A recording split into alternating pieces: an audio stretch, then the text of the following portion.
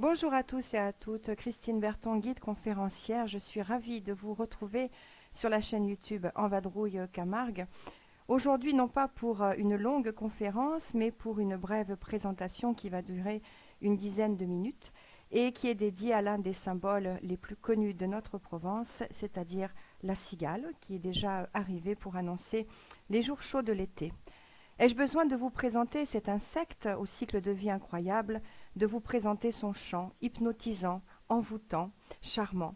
Seuls les mâles chantent pour attirer les femelles, pour assurer la reproduction lors de leur courte vie aérienne qui va s'éteindre à la fin de l'été. C'est un insecte symbolique depuis longtemps, dès l'Antiquité, dans différentes civilisations, que nous retrouvons notamment dans les rites funéraires de la Chine ancienne. La cigale est alors un symbole de renaissance, équivalent du fameux scarabée égyptien. La mue de cet insecte symbolisait le passage de la mort, vu comme un état pendant lequel on se débarrasse de son corps, de son enveloppe charnelle, tout comme la cigale se débarrasse de sa nymphe. Cette idée d'ailleurs sera reprise chez les Mayas, qui pouvaient déposer des cigales en jade près des corps des défunts. Dans la Chine ancienne, elle sera représentée sur des vases, sur des poteries, quelquefois associées au tigre ou au dragon, des représentations qui deviendront plus courantes avec l'arrivée du bouddhisme en 500 avant notre ère. On l'a nommé le grand chanteur et il existait la charge de grand cigaliste dont la fonction était de rapporter des cigales vivantes à l'empereur. Elle fut particulièrement importante chez les Grecs, un insecte, je cite, presque semblable aux dieux. Hésiode, dans sa Théogonie, a écrit, je cite, « La sonore cigale sur un rameau perché qui épanche sa perçante chanson à coups d'ailes pressées. » Car Hésiode ne savait pas, à l'inverse de ce que savait Aristote, que son chant ne vient pas du battement de ses ailes, mais du frottement d'une membrane de son tronc, nommé cymbale, un tronc faisant chez les mâles office de caisse de résonance. Elle est aussi mentionnée chez Platon, insérée dans son phèdre et associée aux muses. Je cite. On dit qu'elles étaient autrefois des hommes, ceux d'avant la naissance des muses, et que lorsque les muses naquirent et que le chant parut, certains des hommes d'alors furent à ce point frappés par le plaisir qu'en chantant, ils négligèrent le boire et le manger, et moururent sans s'en apercevoir.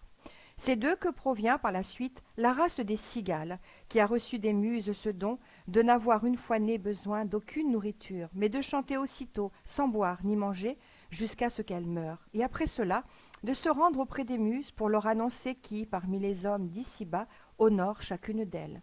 À Terpsichore, donc, en lui faisant connaître ceux qui l'honorent dans les cœurs, ils les lui rendent plus chers.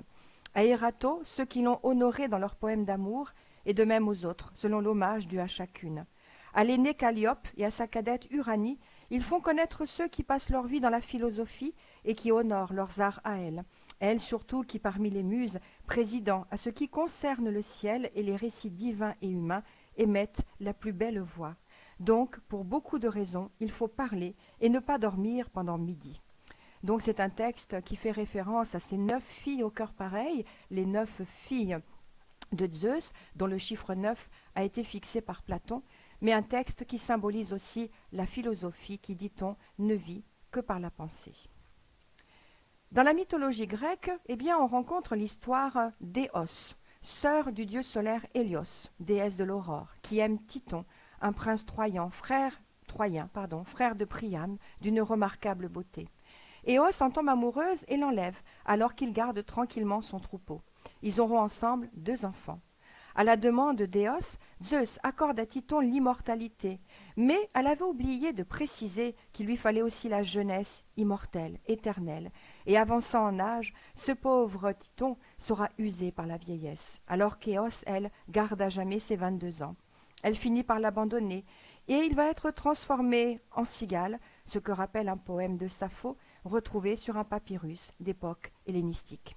Nous découvrons cette histoire sur cette céramique grecque et sur cette peinture de Jean-Baptiste Marie où l'on voit la déesse Éos, au petit matin encore nue, qui s'élance pour ouvrir les portes du jour en dispersant des roses.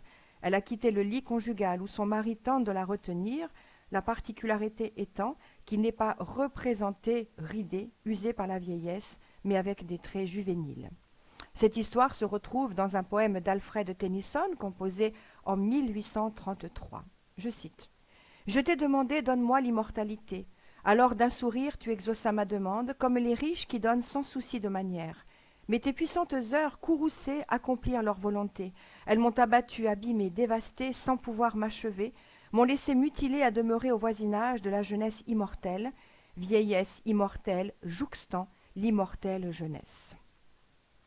Dans la mythologie grecque, la cigale sera aussi associée à Apollon, entre autres dieu de la musique, car on raconte que la mélodie de la cigale était considérée comme bien supérieure à celle de sa lyre, la lyre envoûtante. Apollon est aussi un dieu solaire, le Phébus, le brillant, le lumineux, lui qui peu de temps après sa naissance était monté en haut d'une tour admirer le lever du soleil, lui qui, dit-on, conduit le char à travers le ciel pour faire apparaître le soleil. Nous retrouvons la cigale associée à un célèbre fabuliste antique, Ésope, qui a évoqué la cigale dans plusieurs de ses fables avec une morale. L'âne et les cigales. Un âne, ayant entendu chanter des cigales, fut charmé de leur voix harmonieuse et leur envia leur talent. « Que mangez-vous » leur demanda-t-il pour faire entendre un tel chant. « De la rosée » dirent-elles. Dès lors, l'âne attendit la rosée et mourut de faim. Ainsi, quand on a des désirs contraires à la nature, non seulement on n'arrive pas à les satisfaire, mais encore on encourt les plus grands malheurs. Autre fable d'Ésope faisant référence aux cigales, la cigale et la fourmi. Par une belle journée d'hiver, une cigale rencontra une fourmi qui faisait sécher des grains au soleil. « S'il te plaît, ma bonne fourmi, aie pitié de moi, dit la cigale, et donne-moi quelque chose à manger. Je n'ai rien pris depuis longtemps. »« Et comment en es-tu arrivée là » demanda la fourmi. « Qu'as-tu donc fait tout l'été ?»« Cet été, répondit la cigale, avec la fierté de l'artiste dans la voix, j'ai chanté continuellement. »« Fort bien, lui rétorqua la fourmi, alors cet hiver, tu vas danser. » Alors voilà une fable qui, bien sûr, n'est pas sans nous rappeler notre fameux Jean de La Fontaine, qui s'est beaucoup inspiré d'Ésope. Si les Grecs appréciaient particulièrement les cigales, par contre son chant pouvait agacer certains Romains, et ce fut le cas pour Virgile, qui la mentionne dans ses Géorgiques. Je cite « La cigale enrouée importune les champs ».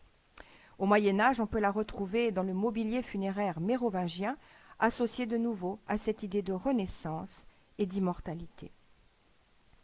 Beaucoup plus tard, au XIXe siècle, elle deviendra, avec l'étoile à 7 branches et la pervenche, un des symboles du félibrige, mouvement littéraire créé en 1854 par Frédéric Mistral et d'autres poètes provençaux dans le département du Vaucluse, à Châteauneuf-de-Gadagne.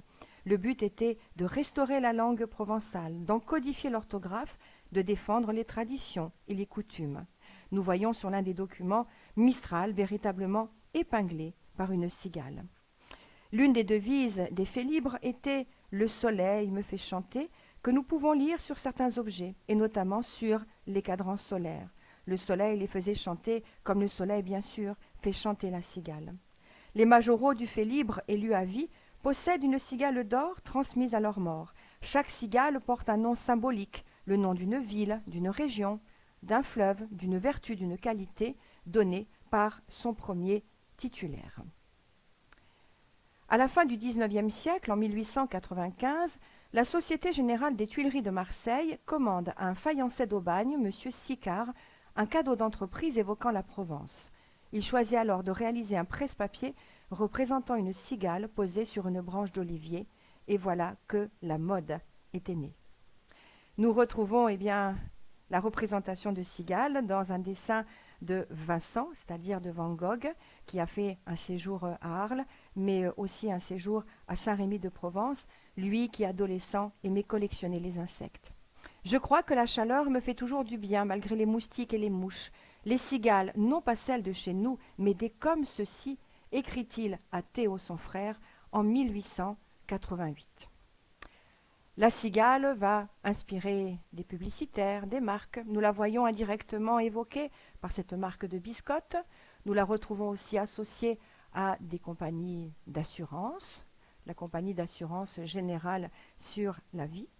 Elle a aussi inspiré la savonnerie La Cigale de Marseille, des marques d'huile d'olive, et puis sans transition, une salle de spectacle parisienne située boulevard de Rochechouart, La Cigale inaugurée en 1887, où l'on va jouer des opérettes, des vaudevilles, puis ce sera une salle de cinéma pour redevenir une salle de spectacle en 1987. Et au niveau de l'anecdote, Il est quand même amusant de préciser que tout à côté de cette salle de spectacle de Pigalle, eh bien, se trouve le café nommé La Fourmi.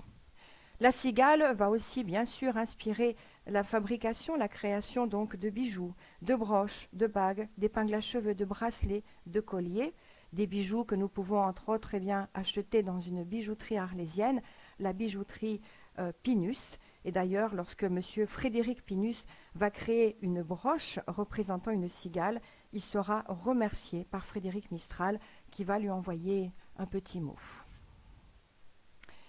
Et je voudrais donc conclure cette courte présentation avec ce rosé, les cigales, rosé que l'on conseille de boire bien glace, ici donc en Provence. Je vous remercie de votre attention en vous souhaitant un bel été et j'aurai le plaisir de vous retrouver prochainement pour évoquer un autre symbole important de la Provence, c'est-à-dire cet arbre aux feuilles vertes argentées, cet arbre qui symbolisait la victoire déjà dans la mythologie grecque, notre célèbre olivier. N'hésitez pas bien sûr à vous abonner si vous avez apprécié cette présentation et sachez que vous pouvez en retrouver d'autres ainsi que des conférences qui ont été présentées au Musée Bleu, c'est-à-dire au musée départemental Arles Antique. Merci à tous de nouveau et à très bientôt.